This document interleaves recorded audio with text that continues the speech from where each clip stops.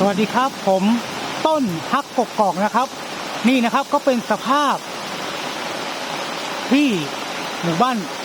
ยูทูบเบอร์นะครับนี่นะครับฝนตกแรงมากเลยนะครับในขณะนี้นะครับนี่นะครับและเมื่อตะกี้นี้ก็มีฟ้าร้องด้วยนะครับ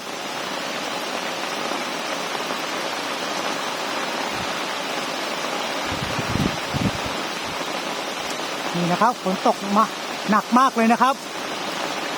นี่นะครับนี่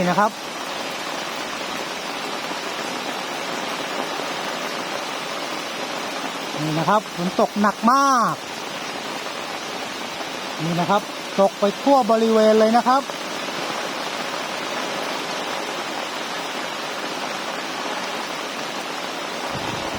นี่นะครับฝนตกไปทั่วบริเวณหมู่บ้านยูทูบเบอร์นะครับนี่นะครับใช่ทัศนียภาพบริเวณโดยรอบก็ไม่ชัดเจนนะครับนี่นะครับมีลมพัดด้วยนะครับนี่นะครับมีลมพัดด้วยนะครับ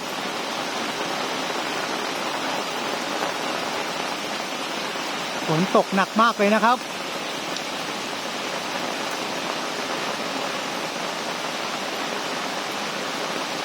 นี่นะครับสภาพนะครับอย่างที่เห็นนะครับฝนตกจนมองทัศนียภาพในระยะไกลไม่เห็นเลยนะครับ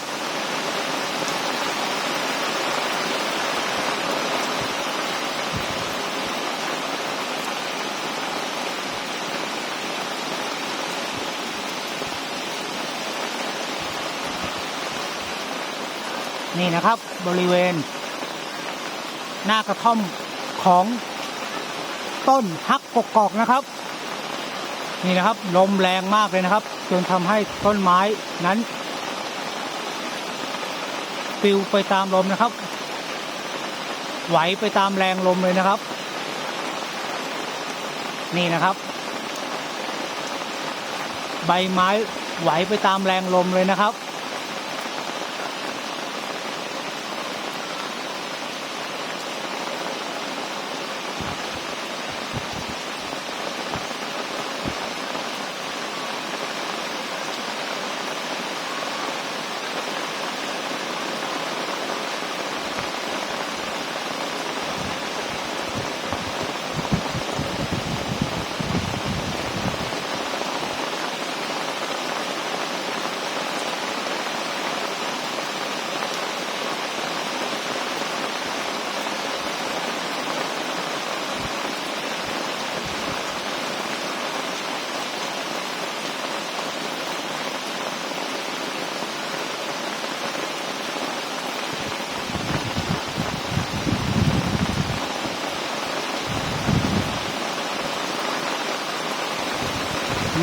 นี่นะครับก็เป็นสภาพบริเวณที่หน้าหมู่บ้านบริเวณหมู่บ้านยูทูบเบอร์นะครับฝนตกหนักมา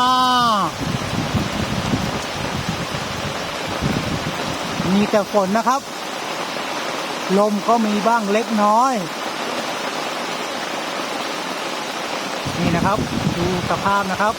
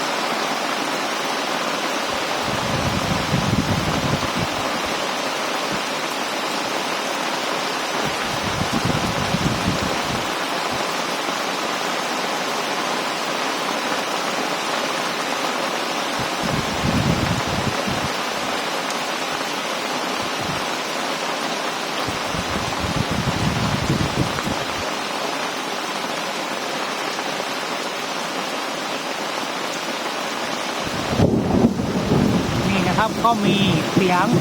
ฟ้าร้องด้วยนะครับ มีเสียงฟ้าร้องด้วยนะครับ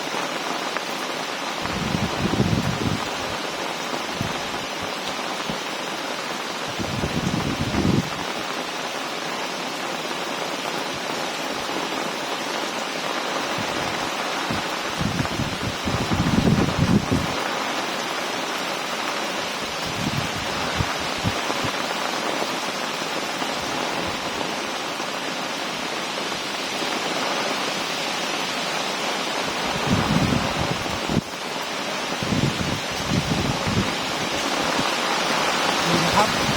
ลมก็เริ่มแรงขึ้นเรื่อยๆเลยนะครับ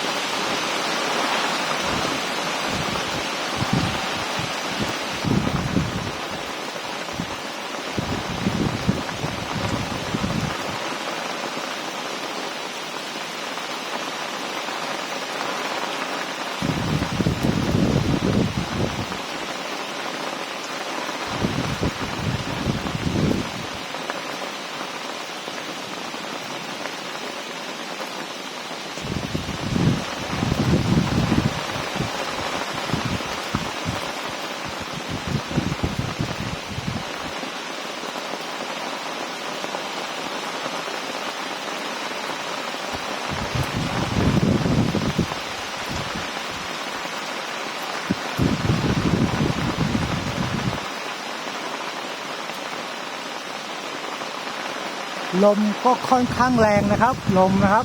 มีลมค่อนข้างแรงนะครับต้นยางก็ปลิวไปตามแรงลมนะครับและมีเสียง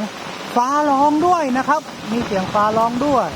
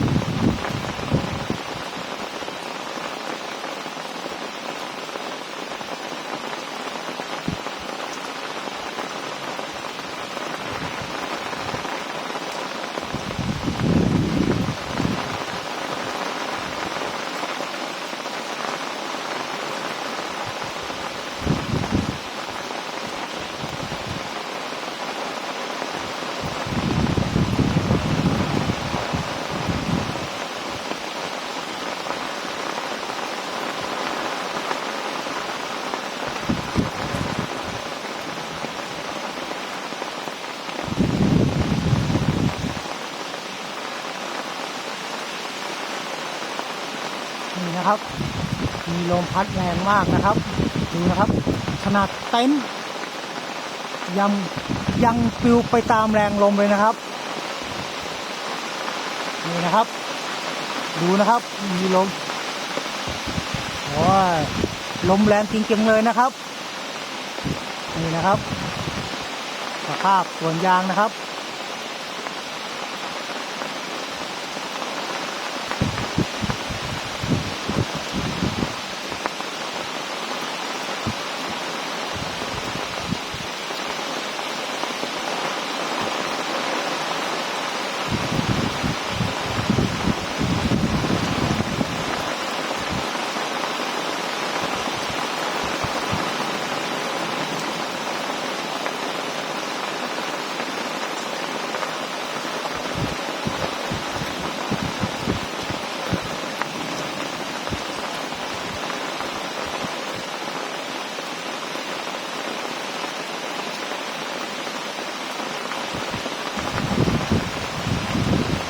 นะครับมีฟ้าร้องอีกแล้วนะครับ